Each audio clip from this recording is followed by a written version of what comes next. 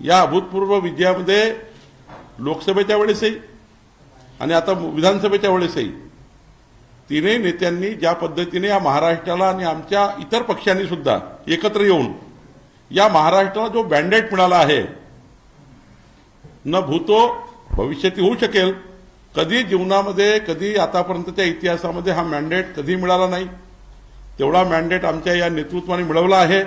मोदींच्या नेतृत्वामध्ये हा मोठा मॅन्डेट आमच्या महाराष्ट्राच्या तिन्ही नेत्यांनी मिळवला आणि ही महायुती भक्कम करण्याचा प्रयत्न आज त्यांनी केला। शिंदे साहेबांनी सांगितलं, गोष्ट खरी आहे, शिंदे साहेब हे कधीच रडणारे नाही आहे, ते लढणारे आहे। जेव्हा ते उद्धव ठाकरेंच्या सरकारला लाथ मारून बाहेर पडले तेव्हा ते रडून नाही पडले, लढून पडले, लढून त्यांनी आपले सरकार बनवलं। खरं तर ते कधीच रडून त्या ठिकाणी राजकारण करत नाही, एक लढवया नेता म्हणून त्यांनी आपलं राजकारण उभं केलं आहे। आज प्रचंड घट्ट महायुती एकनाथजीच्या बोलण्यातून पूर्ण झाली आहे, ती मजबूत आहे, ती अभेद्य आहे।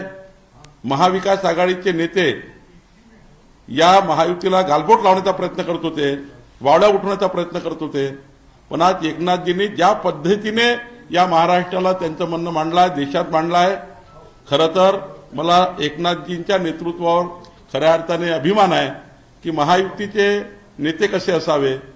ज्या पद्धतीनं देवेंद्रजींनी आपल्या जीवनामध्ये जेव्हा जेव्हा पक्षाने जे जे आदेश दिले ते आदेश जसे पाळले आणि महायुती म्हणून एकनाथ शिंदेजींनी जी भूमिका घ्यायला पाहिजे ती भूमिका योग्य पद्धतीने या ठिकाणी महाराष्ट्रात मांडली।